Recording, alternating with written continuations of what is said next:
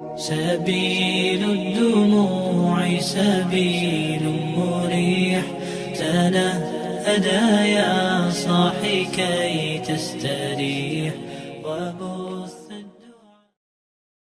Bismillahirrahmanirrahim. Assalamualaikum warahmatullahi wabarakatuh. Innal hamdalillah nahmaduhu wa nasta'inuhu wa nastaghfiruh wa na'udzu billahi min sururi anfusina wa min sayyiati a'malina may yahdihillahu fala mudhillalah wa may yudlil fala hadiyalah. Asyhadu an la ilaha illallah wa asyhadu anna Muhammadan abduhu wa rasuluh. Saya masih akan membacakan kitab Fadilah Amal di bagian kitab kisah-kisah sahabat di babnya yang ke-10, semangat kaum wanita dalam mengamalkan agama, di bagian sekilas tentang anak-anak baginda Rasulullah Shallallahu Alaihi Wasallam. Kisah anak Nabi yang selanjutnya, Sayyidatina Ummu Kulsum radhiyallahu anha. Sayyidatina Ummu Kulsum adalah putri baginda Rasulullah Shallallahu Alaihi Wasallam yang ketiga. Terdapat perbedaan riwayat mengenai siapakah yang lebih tua antara ia dengan Sayyidatina Fatimah radhiyallahu anha.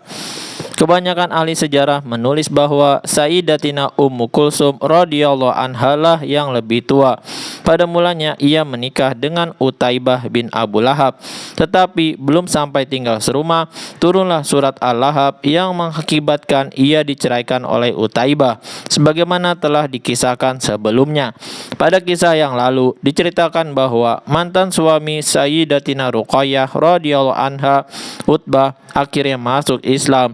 Berbeda dengan mantan suami Sayyidatina Ummul Kulsum radhiyallahu anha, Utaibah. Setelah menceraikannya, Utaibah datang ke majelis baginda Rasulullah sallallahu alaihi wasallam dan tanpa sopan santun ia menghina baginda Rasulullah sallallahu alaihi wasallam dengan ucapan yang kotor. Terhadap perilakunya itu, baginda Rasulullah sallallahu alaihi wasallam mendoakan keburukan untuknya. Ya Allah, kuasakan atasnya seekor anjing dari anjing-anjingmu. Ketika itu Abu Thalib sedang berada di situ. Meskipun ia belum memeluk Islam, tetapi ia sudah merasa khawatir. Ia mengingatkan Utaibah, kamu tidak akan selamat dari doa buruknya.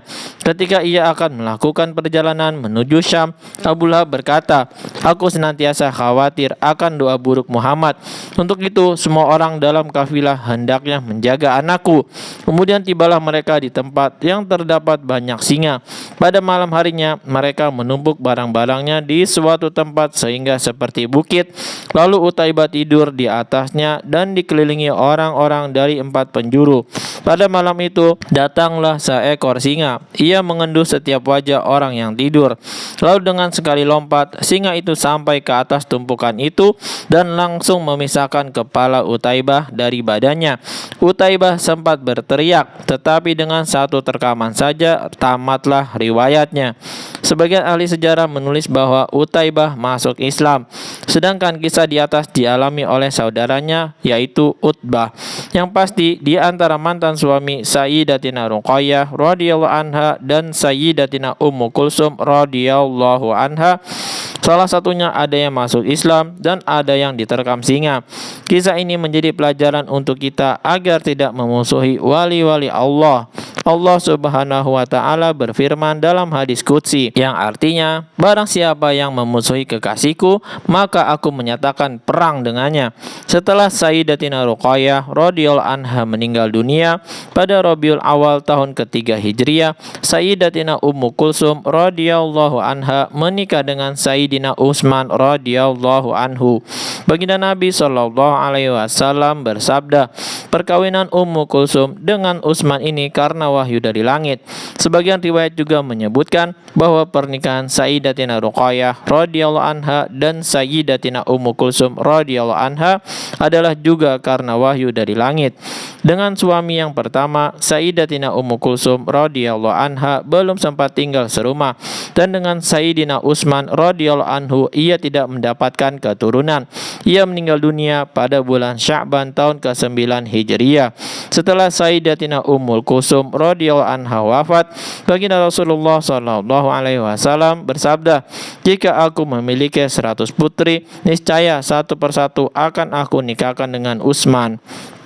Alhamdulillah, Baru saja kita memperdengarkan kisahnya Sayyidatina Ummu Kulsum radhiyallahu anha, salah satu anak baginda Rasulullah SAW yang mulia.